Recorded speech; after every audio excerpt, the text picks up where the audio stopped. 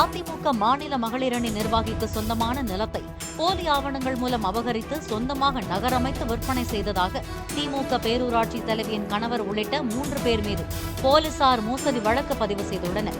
தூத்துக்குடி பிரயநகரைச் சேர்ந்த சென்னை வாழ் பெண் தொழிலதிபர் கிருஷ்ணா ராதாகிருஷ்ணன் அதிமுக மகளிரணி நிர்வாகியான இவருக்கு ஆறுமுகநேரி அடுத்த பெரியான் விளையில் 3 ஏக்கர் நிலம் இருந்தது. இந்த நிலத்தை திமுக பேரூராட்சி தலைவியின் கணவரான கல்யாண சுந்தரம், கிருஷ்ணாவின் சகோதரர் சிவக்குமார், சண்முகம் ஆகியோர் கூட்டு சேர்ந்து போலி ஆவணங்களை தயாரித்து அபகரித்துக் கொண்டதாகவும், அந்த நிலத்தில் SRK கார்டன் என்ற பெயரில் புதிய நகர் உருவாக்கி பிளாட்டுகளை விற்பனை செய்து வருவதாகவும் புகார் அளித்திருந்தார்.